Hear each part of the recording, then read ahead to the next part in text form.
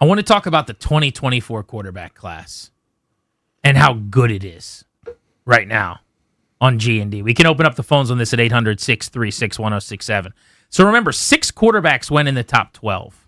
You had Caleb Williams 1-1 to the Bears, Jayden Daniels 1-2 to Washington, Drake Maye 1-3 to the New England Patriots. Michael Penix stunningly went 5 picks after that to the Atlanta Falcons. Nobody really saw that coming. J.J. McCarthy went back in top 10 to the Minnesota Vikings. And then Bo Nix, well before people thought he was going to go, went 12th to the Denver Broncos. Of those 6 quarterbacks, Williams, Daniels, Maye, Penix, McCarthy, Nix, 4 have already got their teams to a conference championship game. That's pretty amazing, isn't it? Well, I was going to say almost. In that Williams had the ball on the plus side of the field, and the Bears were on the precipice of getting there. So you can't actually say that he got to an NFC title game. But the difference between not having done it and done it is a miscommunication with a wide receiver. Well, again, look at second-year quarterbacks historically. Right. This is not where they tend to be. Guys that are drafted 1-1, you're slogging through it for a couple of years while the team gets its act together. He, as you said, home game, playoff game, division champion, chance to go to the NFC championship game. Daniels did it as a rookie, gets Washington to the NFC title game. And if you juxtapose his postseasons with the other guys, he's had probably the most impressive postseason run in that he had to go to Tampa and then to Detroit and then to Lincoln Financial Field to take on the Eagles. And he came up huge in the 2 wins and was pretty solid. I thought he was even good in the NFC Championship game. He was far from the reason they lost when they gave up 55. Now, Caleb Williams this year, while he had his normal Williams-y things where, you got some off-target throws, low completion percentages, whatever, they were sputtering for quarters at a time. That was a staple for them this season. He made a couple of the most ridiculous plays that I've ever seen in the playoffs by a quarterback. And if you're ranking like the all-time moments that these guys have turned into this point, as a Commanders fan, my favorite play was the Jayden Daniels flick of the wrist throw downfield to De'Ami Brown against Detroit.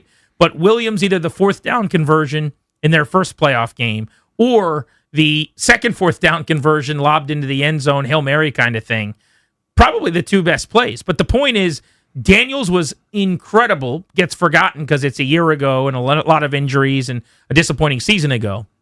Williams, in his first crack at it in the postseason, awesome for the Bears. Drake Maye's actually struggled in 3 games. Ended up an MVP candidate, may win the award. I think he's going to finish second, but one of the 2 or 3 best quarterbacks in football this year. If you just look at the playoffs through 3 games, they've been led and dragged into the Super Bowl by their defense.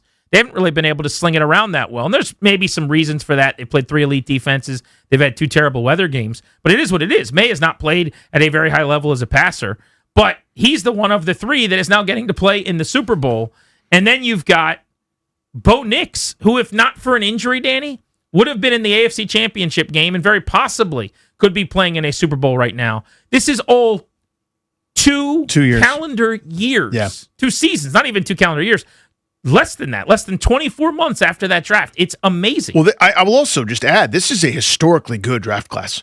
Just it pops because of the quarterbacks, and we're going to remember it as such. But you start going down the list of guys like Malik Neighbors. Now Joe Alt was hurt this year, but Marvin Harrison Jr., who's been quote unquote disappointing, has still been pretty damn good over a couple of years with double-digit touchdowns. Roma Dunze, Brock Bowers, Dallas Turner, Jared Verse, who's an absolute force, Quinyon Mitchell, who's as good as anybody in the sport. As you go down the list, you're going, my God, this draft class was awesome. Yeah. And I think it's going to go down historically. The headliners are obviously, not to take away from the point, it's the quarterbacks that have had more quick success. What's more typical is McCarthy or Penix. I know the injuries aren't necessarily typical, but there's a slow build for a team picking in the top 10 that's not quite ready to compete yet. Totally. There's going to be some struggle. We don't have time for that. We're just busy in Super Bowls and conference championship games. Absolutely. No, I love it. I think it's so good for the game to see that you've got another wave of QBs coming, because the old guard, like my childhood quarterbacks, the Brady, Manning, Breeze, Rodgers types, they're all gone now. And for the most part, they were gone years ago, but Aaron Rodgers obviously hung on until very, very recently. Still doing it, yeah. But even the next phase, the Phillip Rivers group, I never thought Eli was that great, but he won 2 Super Bowls. Like, that collection of QBs comes and goes. And so as we get further and further, you need to replace that with really, really good players. And either you do with guys like Lamar and Josh Allen, Patrick Mahomes, but there's always got to be another wave coming. Mm-hmm. This could be one of the great quarterback classes ever. You cannot yet close the book on the guys who haven't done anything yet. So that would be Michael Penix and J.J. McCarthy. But to me, it looks like you've got 4 franchise quarterbacks, 4 studs moving forward. Assuming Jayden Daniels stays healthy, then he would absolutely be that for me. I think Williams and Maye and Nix, Nix just had this injury freak thing. But otherwise, there's a great chance he's in the Super Bowl himself. Yeah, and it doesn't seem like there's durability concerns with those guys necessarily. I think Nix is the most limited of them. I think he benefits the most from play calling, scheme, coaching. I think, he is less portable where you just drop him into another team.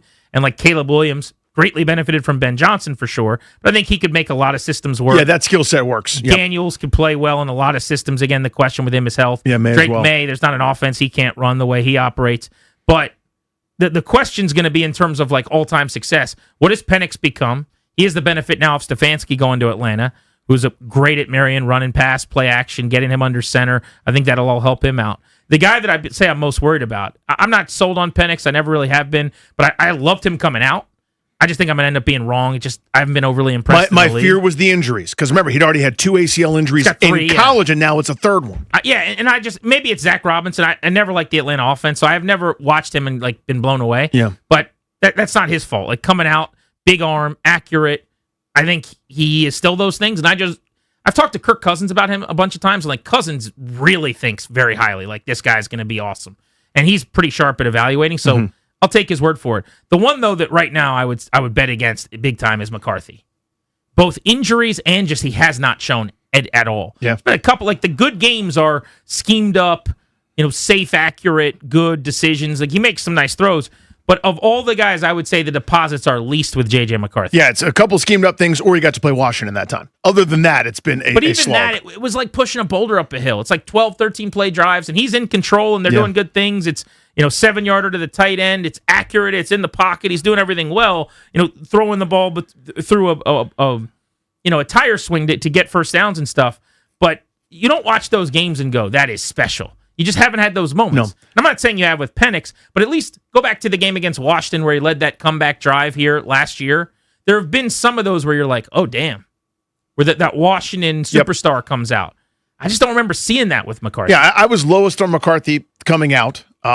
Supposedly, he was number 2 on Washington's list. And that's exactly what I was about to bring that, up. by the way. Do you not? I wondered if that was true. I want to revisit that. I have no idea. I should say that first. I have heard from enough people that Peters did like Maye too a lot, and there are other guys in this class that they were high on. That has been the rumor for a long time, though, that like they were super high on McCarthy. I remember talking about it the week of the draft. Yeah. I don't know where it came from. Maybe because it was out there, right? I'm just going to give them the benefit of the doubt and say they did not have J.J. McCarthy as their number 2 quarterback. I hope not. I mean, again, I got accused of a lot of things, but to me it was overly simplistic. Like if he was that good, these games that were in doubt at Michigan might have they put the ball in his hands, but they never did. It was always stay limited, just keep it in control. We're going to hand it off. Now, they ended up winning all the games, but you didn't know you were going to win by giving it to Blake Corum or whoever. I just didn't see star. I saw floor raiser. I saw a guy that was going to be fine, but if you need a game manager, cool, I guess. But if you're top 10, I'd like Drake Maye, or I'd like Caleb Williams, or I'd like Jayden Daniels out of my top 10 pick. And I just didn't see that with him. But that's the guy I'm worried about with injury and circumstance. Because it's not like they don't have great receivers there for him to throw to. The rivalry created by these guys all thriving is also fun between the fan bases. It's not my style to like root hard against guys. I'm not saying that's right or wrong. It's just not how I watch football, where I'm not like the Bears are playing the Lions and I'm not going, if Caleb throws a pick here, it makes my guy look better. It's just not how I do it. I know a lot of people do. Some people do, yeah. I remember last year when Washington was rolling and Jayden Daniels was on top of his game. I thought Bears fans looked so childish, and it was so embarrassing how they rooted against Jayden, and kind of everything he did well that was excused, and everything he did badly was the way that. And that's now what Washington fans, a lot of us, and you're my people, I love you, but we're doing now when we're on the other side of this thing. It's just not for me. I don't think everybody's doing that. But the 2024 class, in terms of, like, here's where I'm at on it. I got a girlfriend that I like. I don't have to worry about anybody else. And Jayden Daniels, if he's healthy, is a franchise quarterback. So if Caleb Williams is 1-2 in Chicago, cool. If Drake Maye is 1 in New England, good for them. I hope Michael Penix is. I hope Bo Nix is. Maybe J.J. McCarthy gets his head out of his butt, and he ends up being a franchise quarterback. I can live with that as a Washington fan because my house is in order. Well, it's a pretty good shooting percentage. At a minimum, you get 4 out of 6 That's better than average. That's better than you're normally going to do. Usually, a bunch of guys drafted high, you get a lot more Jamarcus Russell and Tim Couch and, forgettable players that kind of, the Zach Wilsons of the world that go 2 overall that are afterthoughts now, or maybe roving backup quarterbacks, the Marcus Mariota tier, right? To have franchise guys at 1, 2, and 3, that's pretty damn exceptional. And then you start adding anybody else in the mix. But that Bo Nix fit is perfect. I mean, I don't know that he would, as you said, he's not portable. He maybe wouldn't do that anywhere else. He doesn't have to be anywhere else. He's with Sean Payton, and that's the perfect fit for him. Well, the tiering is the big 3 up top. We could rank them or not, but those are Williams, Maye, and Daniels, and I'm not ranking I had the them in that beholder, order. yeah. Like those 3 guys are the way they were drafted. Caleb, Jayden, Drake. They're in their own tier. Then there's a gap, and there's Bo Nix, in my opinion. Not to take away from him, but I guess that's what I'm doing. And then there's another gap, and then you've got your Penix and McCarthy. And maybe it's even, honestly, gap Penix, gap McCarthy.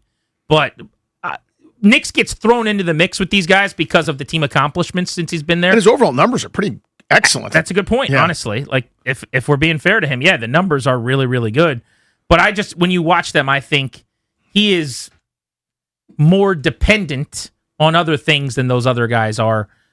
I think that's fair. If you put those if you swapped them, exactly. On 27 teams, they can figure it out. I think Bo Nix, that list is smaller, and there's a really good fit. But it's it's that 25 to 28 touchdown, 11 interception season. You're gonna get a lot of those, I think. Yeah, to me, he's got that sort of Brock Purdy. I don't care that it's the scheme. He fits the scheme, and a lot of guys don't fit the scheme. He fits it, and I think you could swap him and Purdy, and you'd get similar results. But there are not that many places where he would thrive like he is.